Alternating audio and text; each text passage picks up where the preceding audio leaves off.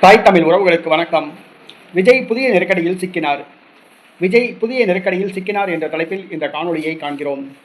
மே மாதம் 10ஆம் தேதி தமிழக முதலமைச்சராக ஜோசப் விஜய் பொறுப்பேற்றுள்ளார். தற்பொழுது மக்கள் நல திட்டங்கள் நிறைவேற்றி வருகிறார். அவர் சொல்லிய வாக்குறுதிகள் எதுவுமே நிறைவேற்றவில்லை முழுமையாக. இந்த சூழ்நிலையில் விஜய்க்கு புதிய நெருக்கடி ஒன்று வந்துள்ளது. ஆட்டோக்கள் தமிழகம் முழுக்கும் பரவலாக ஆட்டோக்கள் இயங்குகின்றன. ஆட்டோக்கள் மீட்டர் கட்டணமானது கடந்த 13 ஆண்டுகளுக்கு முன்பு நிர்ணயிக்கப்பட்டது.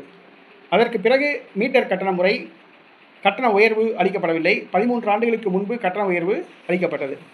சென்னை மற்றும் பல நகரங்களில் கட்டண மீட்டர் பயன்படுத்துவது கிடையாது. மக்களிடம் பேரம் பேசி பயணிக்கின்றனர், ஆட்டோ ஓட்டுகின்றனர். இந்த சூழ்நிலையில் 13 ஆண்டுகள் ஆகிவிட்டது மீட்டர் கட்டணத்தை உயர்த்தி. ஆட்டோ மீட்டர் கட்டணத்தை உயர்த்த வேண்டும் என்று அமைச்சர் தலைமையில் உள்ள கூட்டத்தில் வலியுறுத்தப்பட்டது. ஆனால் இதுவரை அறிவிப்பு வெளியாகவில்லை.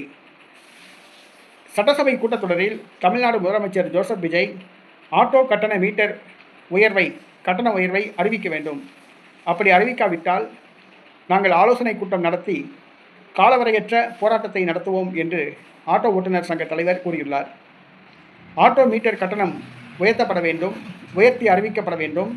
அந்த அறிவிப்பு செய்யாவிட்டால் தமிழகம் முழுவதும் ஆட்டோக்கள் காலவரையற்ற போராட்டத்தை நடத்துவோம் என்று ஆட்டோ சங்க தலைவர் கூறியுள்ளார்.